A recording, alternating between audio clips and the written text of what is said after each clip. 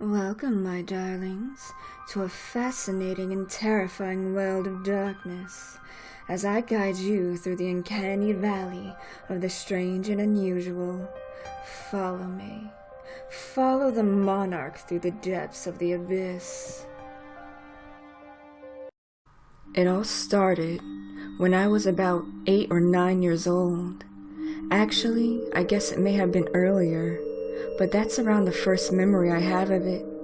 See, I have had sleep paralysis as long as I can remember. Although it is rare now that I'm an adult, most people that I've told about this have assumed I'm just scared of the dark, or have had bad nightmares. But that's not it, although I am, and I do. I have always had these very vivid dreams. When I was dreaming, I was there. I could see, smell, hear, and feel. I was also very adept at lucid dreaming, having the choice to affect my dreams at will. That didn't work on nightmares though, and I have often had nightmares before these episodes. Horribly vivid nightmares. Almost every night, dreams of falling, fire, death, being alone in empty space, but mostly monsters. And those were the worst. Some of them were your classic 80s slasher film icons, like Jason or Freddy. Those usually involved running and hiding while being in a strange place, usually creepy abandoned buildings or out in the woods. The monsters that didn't come from those movies were way worse though. Dreams come from your subconscious supposedly, so I guess somehow my mind created them. Although as a child it seemed like they were from the depths of hell. Twisted, grotesque things, sometimes vaguely resembling a human form, with missing limbs or too many hideous faces, with skin missing or eyes hanging out of their sockets. Some were not human at all, however. Giant creatures with wings and razor-sharp claws and teeth. Black shadows with red eyes that would just stand in the corner and watch me while I went about my mundane task, like homework or watching TV. Sometimes I would wake up before they got me. Not always. People say you're not supposed to die in dreams, but I have. Many, many times. I have fallen and hit the ground. I've burned up in fire, been stabbed and sliced. I've even had a dream where I was at a funeral that turned out to be mine. I didn't go back to sleep that night. Well, I'm not really scared of the dark per se, or even scared of nightmares. I'm afraid of waking up in the dark. Let me explain what a typical night was for me when I was younger, and maybe you can start to understand. I would fall asleep in my bedroom with the TV on, mostly for the light. Sound would be just loud enough to make out what they were saying. Sometimes I would fall asleep on the couch with the light and sound coming from my parents' room, before I had a TV in my own room. Then the dream would start, the worst one ever, which I had often. Would start with me waking up in my own bed. I would be viewing as though from my own eyes, rather than third person as a lot of dreams were. I would look over at my alarm clock and it would say 3:33 a.m. Always. Then the fear would start. I knew what was coming, but powerless to prevent it. I would slowly place my feet on the floor and stand up while stretching and yawning. I'd start to head to the bathroom, and I would trip on something. I'd crash on the floor, hitting my nightstand, causing my alarm clock to fall on my head, and bounce to the floor. So I'm lying there cursing myself and looking under my bed. There's nothing there, and I mean nothing. The meager light in my room should penetrate at least a few inches into the darkness. But it's like a wall of black shadow, an empty void, and I freeze with fear. Suddenly, 2 small blue orbs of fire appear, directly eye level with me, and eyes of some unknown being staring into my soul. Its breath was the worst part. I would see it and smell it at the same time. I only know I was breathing because it came out like a fog. Like when you're outside in winter, only it wasn't cold in my room, and the breath upon my face was cold enough to chill me to the bone. And the stench. It was as though someone took a dead animal carcass in dirty diapers and lit them on fire with 1,000 matches, like sulfur, burnt hair, and shit. My mind would be screaming, run, hide, but my body is frozen. I am hyper-aware. I can feel every muscle in my body tense up in preparation, but nothing happens.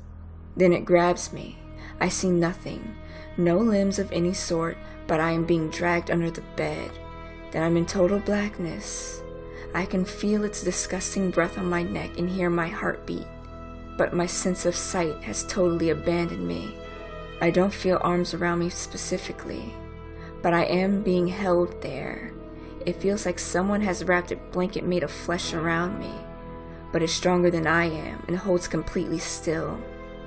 Then I feel its tongue slowly lick from my neck to my ear, as though tasting my fear. In a voice I can only describe as broken glass soaking in blood, gravelly and grating but wet, it whispers, "What do you like about playing under the bed?" That's when I snap out of it. I struggle and fight, swinging my elbows and kicking my legs as hard as I can, eventually losing the creature's grip, and I would wake up. Here's where the real fun begins. I would be completely frozen, sometimes to the point where I could not even open my eyes. Sometimes that would be all, just frozen for a minute or two. Then I would snap out of it. I'm getting a little freaked out by even writing about it. The memories are that vivid as it comes out.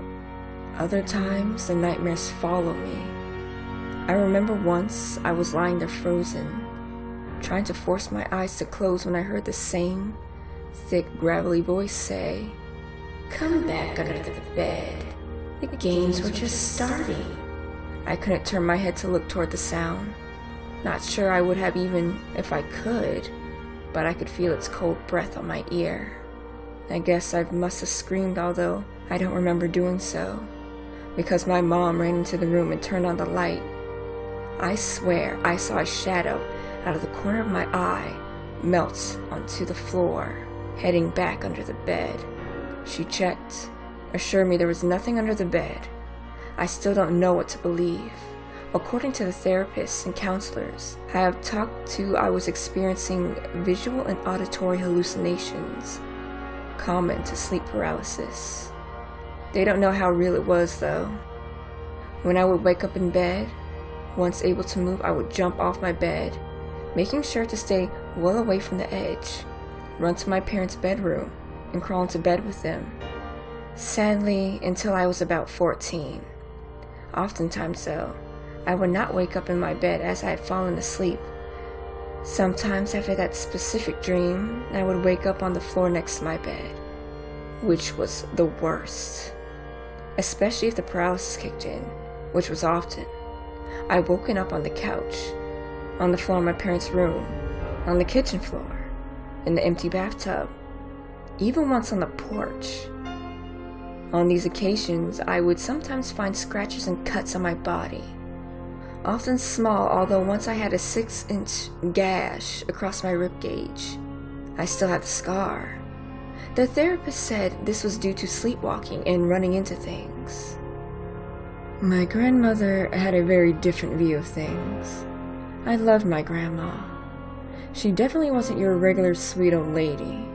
My grandmother had a deep appreciation for the occult. When I told her about my dreams, she crossed herself and did that weird little evil eye hand gesture. I asked why she was freaking out. "My dear, 333 is a time of evil," she explained. 3 is a number of Satan. 3 a.m. is the witching hour, dear, when the veil between realms is thin and reality can be warped. It is more likely that it was an actual demon trying to drag you to the underworld. You are lucky to have survived the attacks.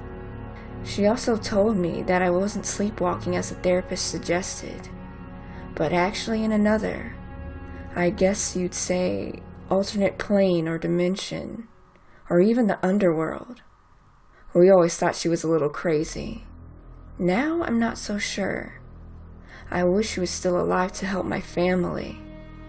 Recently, my 7-year-old son had been waking up in the middle of the night, right around 3:30 a.m., screaming about the monster with blue fire eyes. I was holding him after one recent episode, telling him it was just a dream and he will be okay.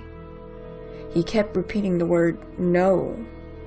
When I got him to calm down a little, I asked why he was saying no. He said he doesn't want to play under the bed.